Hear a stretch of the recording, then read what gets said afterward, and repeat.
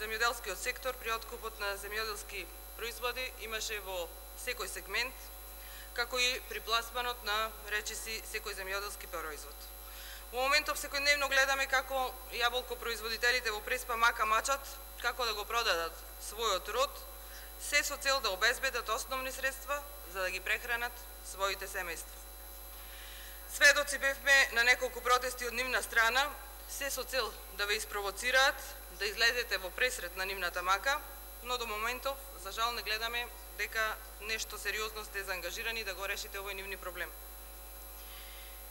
Иако ве гледавме вас, господине министер, заедно со премиерот во предизборието, како неземјоделците им ветувате мед и млеко, односно истото го ветувавте на јаболкарите, од сето тоа остана само едно големо ќе. Моето прашање е, господине министер, знаејќи дека со оглед на порастот на температурите останува помалку од еден месец да се откупат преостенатите 50.000 тони јаболка, што е речиси и невозможно, дали воопшто, како, со кои мерки планирате да им помогнете на јаболкарите од Ресенско? Благодарам. Така и проблемот кој што постои во Ресен, за кој што не се реагираше навремено во претходните години. Да ве потсетам на 2016 година на штетите кои што се правеа на кои што ги има производителите од овој регион и проценките и постапките кои што ги правевте на незаконски начин, за да во овој период наоѓаме правни начини и механизми како земјоделците и производителите од овој регион да ги добијат своите средства. За штетите од 2017 година во Ресен и Преспа беа првиот регион во кој што исплативме над 2 милиони евра, се со цел да ги ублажиме последиците од погрешните политики кои што ги водевте со години. И што се однесува конкретно за проблемот со јаболкарите, воопшто не е точно дека несериозно се третира заради тоа што низа на средби се одржаа во само неколку дена.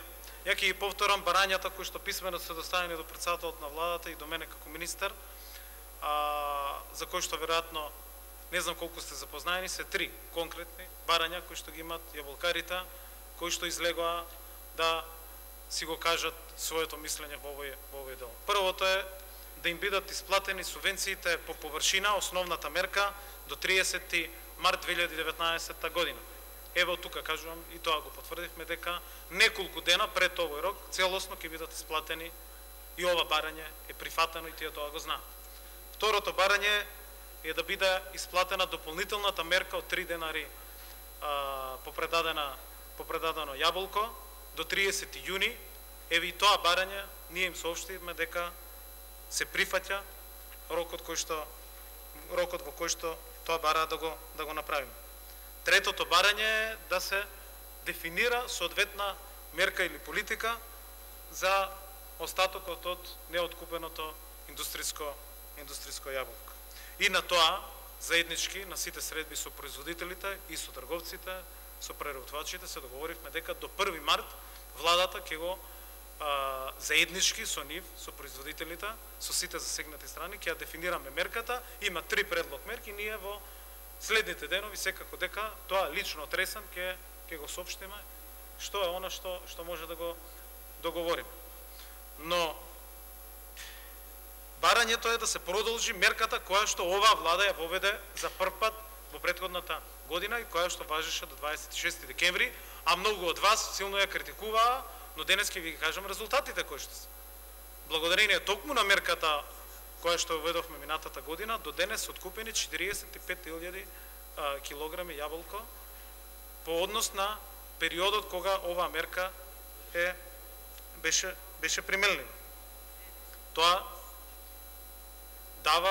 покажува, потврдува дека дала мерката за која што многу се критикуваше, дала соодветен резултат, и тоа се околу 2,5 милиони евра повеќе пари кои што оваа година ќе дојдат кај производителите на јаболка во Ресен и Преспа. И ние сериозно разговараме моделот како да и остатокот кој што оваа година навистина има огромна количина на индустриско јаболко, да и овој проблем како да го надминеме, односно како да биде решен преку соодветна мерка која што владата би ја донела. Паралелно на секој можен начин се бара можност за пласман и за откуп на самото јаболко. Силно работиме, како никогаш до сега, со 3 министри на Египет се сретнав, кои што се променија во овој период, се со цел да најдеме начин да склучиме договор, да ги олеснеме постапките и процедурите, вклучително и давачките кои што ги имаме во делот на извозот на овозможување на извоз на македонското јаболко во Египет, каде што имаме 40%